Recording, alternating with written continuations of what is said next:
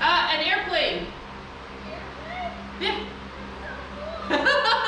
It's the wings. Yep, we got a lot of parts in the house. It's fun. You can come see if you want.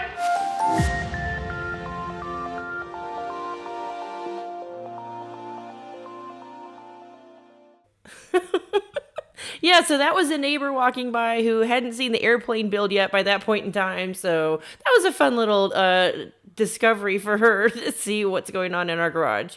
But hey everyone, and welcome to the wing ribs video. Y'all know the drill by now. I'm going to be going over different things that we found to be helpful, different tips and tricks we learned from some other builders, and some things maybe that we do a little bit differently if we were going to go back and do it again for a second time. One quick comment before we get started. A very big thank you to Michael B for sending in the referral form to Vans with the purchase of your kit. Thank you so much. It really means a lot. If any of the rest of you out there are thinking about getting started on your own aircraft build with a Vans kit and you have been enjoying my videos, please consider filling out the referral form from Vans when you receive your empennage kit for whatever model of Vans aircraft you're choosing to build. It doesn't cost you anything extra, but Vans will send me $100 as a thank you, and it means a lot to know that y'all have been enjoying the videos and the effort that goes into making all of these. So let's get started. The first thing I think I'd point out is to really look at the figure there on 14-1 at the very beginning. Now, it says there in the instructions that this is the left wing that you are looking at. Pay attention to the numbering or naming of the ribs there on that drawing. All of the ribs marked R and all of the ribs marked L do not correspond specifically to the left or right wing. There are ribs marked R and ribs marked L all across this left wing here in the figure. In fact, of the 15 ribs, there are 8 of them that are marked R, and there are 7 of them marked L on the left wing. Don't think that the naming convention on there designates which wing it corresponds to. No, there's a mix of both R and L ribs on both wings. As best I could tell of what like a common feature was between all of the ones labeled R and all the ones labeled L is that if you see here, the flanges of the ones labeled R are all pointed towards what is the right side of the plane. So as you can see here in this figure, that's inboard. And then the ones that are all labeled L have the flanges pointed outboard towards the left side of the plane here in this picture. Not sure if that's why they're named that way, but that's just something I noticed if it helps make it easier. But because of all the different naming and numbering and whatnot, something I did find handy, because again, there's 15 different ribs, is that I actually numbered all of them. I wrote the numbers 1 through 15 on this diagram to make sure to help me keep track. And then I went and actually labeled on each of the ribs 1 through 15 on each of them once I had figured out which was which. And that to me just was really helpful. Also, I would then, I think I mentioned this in an earlier video, I had 2 big Tupperware bins, and all of the ribs for the left wing went into one bin, and all the others went into another bin for the right wing. And so between the numbering system and then the 2 bins, that made it really easy for me to keep them organized and then to be able to go and find them. The other thing is that I opted to continue working on both wings simultaneously. That worked out really well for me personally when I was doing just the spars, and so I opted to continue doing that here with the wing ribs. We had the space and everything here with the table to have both of them out and to have all of the ribs out, and I had the way of keeping them organized, so I felt confident in being able to work on both of them at the same time, and to just be able to continue doing whatever task simultaneously on both of them. So now that you've figured out all of your different ribs and you've numbered them and organized them however it is you wish to, and before you even do that, when you just have the ribs sitting there, the first thing it tells you to do in step 1 is you need to flute and straighten all the ribs. And oh my gosh, are you fluting and straightening all the ribs? I don't think there was a single one that didn't get touched. I think every single one of them ended up getting fluted, and quite a bit. So I've covered fluting in a previous video. I will make sure to link that below as well as up above here. So go check that out if you're not sure what I'm talking about. But all of them did need to be fluted quite a bit, and with 15 ribs on either side and 30 ribs total, that did take quite a bit of time. I would say, again, make sure to really understand like what you're doing with fluting, like what the point is and how it works with the different tools, just to help make your life easier so you're not frustrated. Once you really understand how it works, it was time consuming to do all of it, but it was easy work, just time consuming work. But again, I kind of just combined looking down the line of rivet holes there, and then also using the table here to try and check and see when they're flat. But yeah, you can see here every single one of the ribs was fluted pretty well to get it all nice and get it all nice and flat, and to get all of those rivet holes like in a nice straight line so it would line up well with the skins. So next you're cutting out the different pieces here of angle and the different spacers, and all of this was fairly straightforward. Again, marking all the different little center lines to help guide the placement as you're doing the different match drilling. But when you get over here to step 6, so you've clecoed now the flange bearing between the two torque tube support brackets, but here where it says to cleco the assembly to the upper and lower flanges of this particular inboard wing rib as shown in figure 5, and it tells you which holes and everything. The thing is the parts just didn't fit together right as they were. So like what I mean is that where the flange meets the web of those ribs, there's a curve, there's a radius to it. It is not a sharp 90-degree bend. It's like a curved bend. But you are nesting these torque tube support brackets with their edge like towards that radius, and the edge of those torque tube support brackets is in fact like a sharp, like it's a blunt 90-degree edge to it. And so I'm now trying to fit a like square piece into like a rounded like curve there, and it wasn't fitting. In fact, you can like see here where it was actually like scratching the inside there of the rib, trying to like get it to fit in there. I went and decided to do something similar to how it said in section 5, where you have to sometimes like radius the edges of the flanges on the ribs for the skins. This seemed like kind of a similar situation, even though it's not exactly like what it's describing there in section 5. And I radiused the edge there of the torque tube support brackets where they needed to sit and nest in there in that curve where the rib flange met the rib web. And after doing that and just kind of, again, like rounding it out just a little bit, it nested in there perfectly. So anyway, that's what I did to try and get it to finally work. And it did. Again, it just took a little bit of rounding out that edge to get it to nest in there properly and keep moving forward with the instructions. And after you that, now you've got those torque tube support brackets in there and everything's clecoed and you're starting to do different match drilling.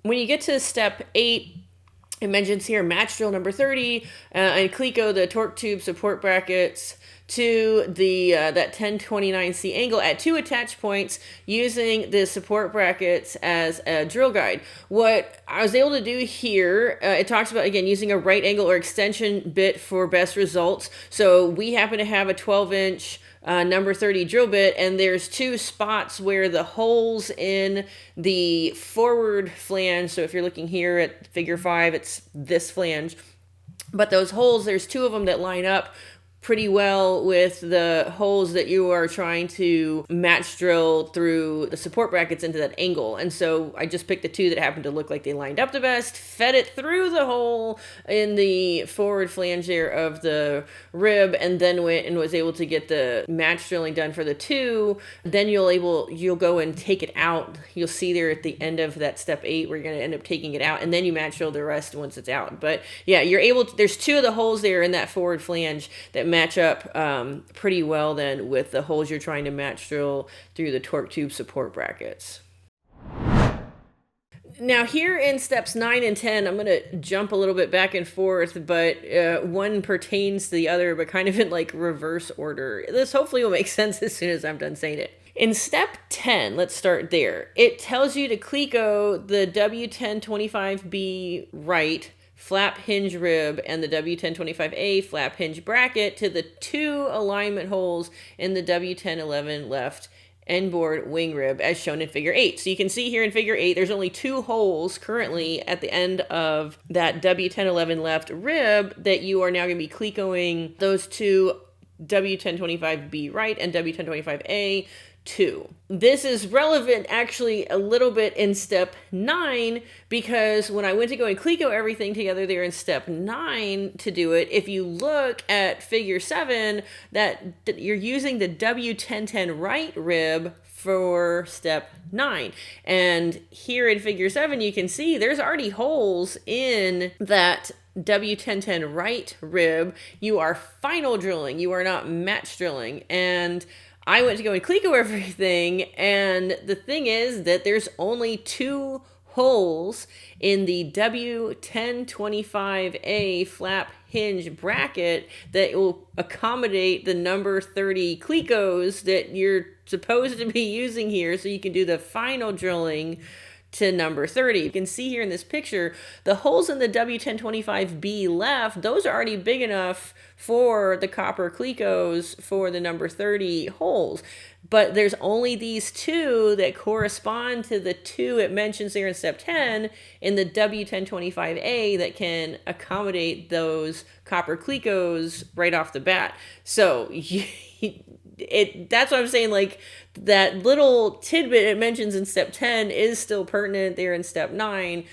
You're only going to have 2 spots where you can cleco it together despite having all those other holes in it, because again the holes there in that W1025B left and the W1010R rib, all of them, if I remember correctly, those were all already large enough for number 30 copper clecos. It was just in the W1025A flap hinge bracket that only 2 of them were big enough. Just so you know, they're in step 9. There's only going to be 2 holes you can put everything through to begin with, and then as you go and do the rest of final drilling, then you can add more clecos. If you're wondering what that background noise was just there, that was my dog dreaming and barking in his sleep in the background. So sorry about that. So now moving on here to 14-3, this is where you are now going to be trimming some different pieces of the ribs. And so there's going to be certain ribs that only go in certain spots. And so again, this is where like having the numbering came in kind of handy to make sure that I could keep track of which one was which and not accidentally miss. Like here in step 1, you're trimming this one little spot off here. And if I didn't have it numbered, then did I maybe mix it up with something else? For me, just having it all numbered there, it worked out really well for me personally, having it that way. Now that you have those trimmed, you're actually going to start clecoing all of the ribs to the main spar assembly. And so you're going to end up with the ribs protruding out the aft side there of the spar assembly, but you're going to be doing drilling through like the top and bottom flanges, through the spar web there into the flanges that are in the ribs. And you need a lot of different access, plus then to have the ribs be able to protrude from that aft side as well. And so something that we'd seen Jason Ellis do in his video is he had these 2x4s that he clamped down to the table and hung them off of one side and then used that to then support the wing spar. Since we were going to be working on both of the wings at the same time, Tyler came up with this idea to basically cantilever the 2 wing spar assemblies off of each other, and we got extra long 2x4s that now hung off of both sides, clamped those to the table, and now we could have one spar assembly on one side and one spar assembly on the other side. And so the weight helped counterbalance each of them, but we also made sure to keep them long enough so that way we had some room if we needed to wiggle the spar assemblies around. You'll see there's quite a bit of moving it or sliding it forward or backward to help get to different holes, depending on whatever I was working on at the time. But this worked out just really, really nicely. It felt very, very secure. We had 0 problems with it. Just kept those 2x4s clamped down, and then it was a great way to just keep them suspended and be able to work all the way around the assembly very easily with the ribs clecoed to it. And again, to be able to still work on both of them at the same time. So just some extra long 2x4s worked out well for us. On 14-3, step 3, in the second part there where it talks about match drilling number 12, the spots where the bolts are then going to attach through the main spar assembly and the forward flange of the ribs, it mentions there in that instruction to use a wood block to support the forward flange of the ribs while drilling. So if you see here in the picture, there's nothing like clecoing or supporting the ends of those forward flanges of the ribs to hold them flush against the spar web while you're doing this number 12 match drilling. And so you can see here then why you then just take a little wood block that can fit around the clecos and everything that are in there and be able to just hold that up against the that forward flange so that it holds it flush against that spar web while you are doing the match drilling, so that everything is like aligned properly when you then go and get those bolts put in there. Time for a new Dremel tip. Yes, I went through quite a few of those little Dremel tips, but again, that was super duper handy to have those there and to be using that again with all the little nooks and crannies on 30 ribs. Cool, I start riveting. Woo! All right, so now that everything is, deburred, primed, whatnot here at the end of step 4 on 14-3, you're now going to start clecoing and then riveting the flap hinge rib and flap hinge bracket to the inboard wing rib like it has there in figure 3. And something I've found helpful before and that I ended up having to do here is it seems like with sometimes like multiple pieces, especially like this where there's 3 trying to align, is that sometimes putting a couple of the rivets in first before I cleco it together seems to be helpful, since the rivets are what's going to be the final thing that's in there and aligning everything. And the clecos, I think, are slightly undersized versus what the rivets are. So just to put like 3 rivets or something in that I know I'm going to be setting here with the squeezer, and then it just helps pull everything into alignment and then put all the clecos in, and now it's held into place. So because I did try clecoing it together at the beginning and then I couldn't get all the rivets in really easy, so I ended up taking the clecos out and sticking in some rivets and then clecoing it all back together. But most of the rest of steps 6, 7, and 8, pretty straightforward here with clecoing and riveting everything. The squeezer came in super handy. The one spot here where we had a bit of a tight fit is when it came time, let's see, I think it's in step 7, where you are now going to be riveting that W1029C angle and the support bracket assembly to that inboard wing rib. But in particular, it's the rivet holes where that W1029C angle meets the web of that inboard wing rib. So in the previous step, you have just finished riveting that angle to the torque tube support brackets. Now when it goes time to go and put in the rivets that attach that W1029C angle to the web of that rib, the rivets that you've just used to attach that other side of the angle to the torque tube support brackets, they're kind of in the way. And as you can see, like all those holes line up, so it's not like there's any offset to help you. And so this is where I was like, oh, this is kind of a tight squeeze in here. How am I gonna get these set with the squeezer? And so what I was able to do is to use this other flat rivet set for the squeezer. It's a longer body to it. So it's actually, I think it's like a 1/2 inch tall, and then it's a narrow one. So it's like 3/8 inch wide. And so because of that size, it's almost like having a longeron yoke, but because it's just a little rivet set, it's really skinny. So that's one of the differences versus like the longeron yoke's a little bit bulkier. Having this one, it's much smaller. And so as you can see here in the picture, it was able to fit around to help me set the rivets without interfering with the other end of the rivet that was on the opposite side of the angle. So hopefully this makes sense when I'm trying to be eloquent about this and trying to help it make sense. I'm hoping the pictures are doing a better job than the words coming out of my mouth, because I feel like it's not coming across as clearly as I want it to. But the point is, using this long, skinny, flat rivet set, we were able to go and use the 3-inch yoke there of the squeezer and to fit around that other side of the rivet on the other side of the angle, and still then set the rivets with the squeezer to attach that 1029C angle to the web of the rib.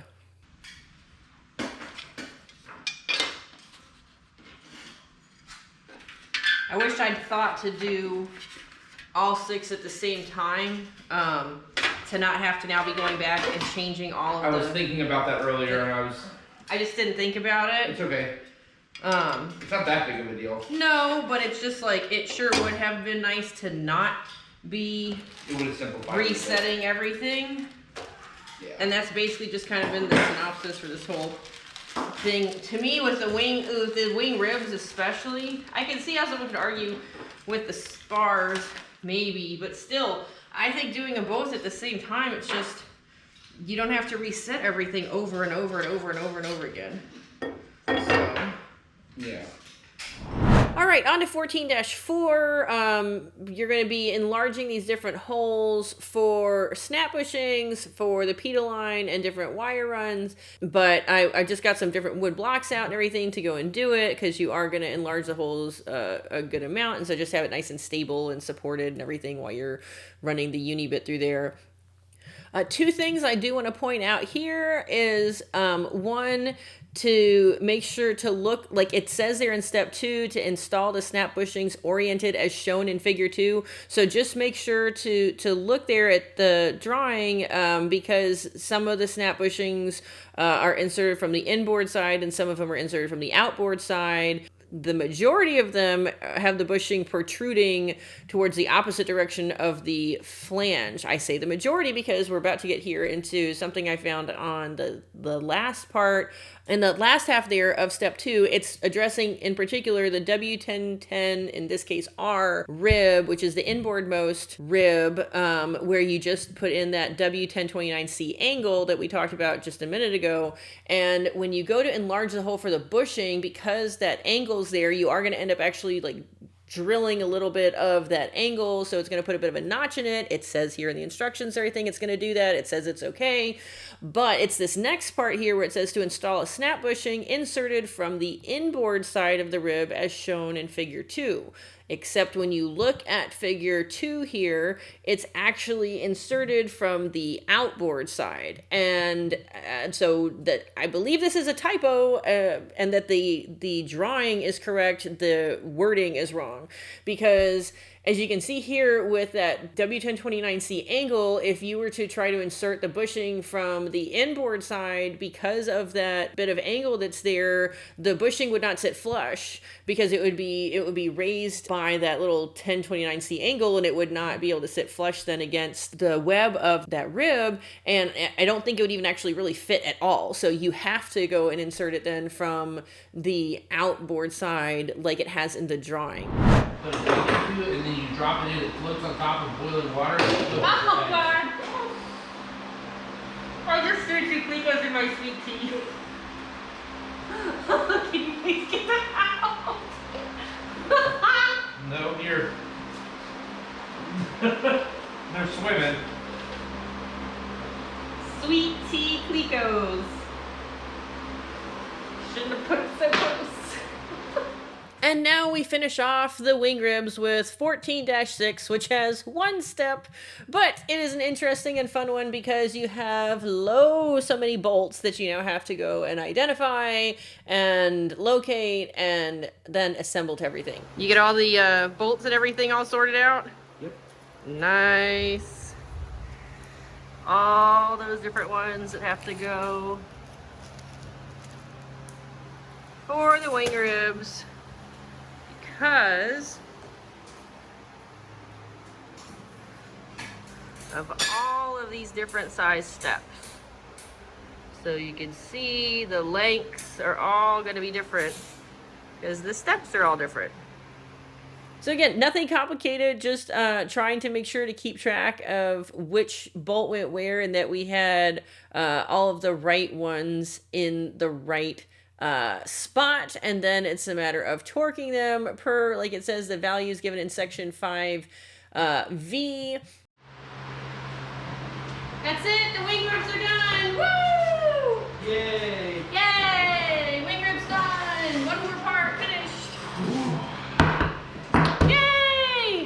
But that wraps up here the wing ribs. So you can see, I mean, again, really, really cool to have it there, and even to now have, you know, a stranger walking by, a neighbor, and go, hey, what's that? And see that it's definitely part of a plane. It was really cool.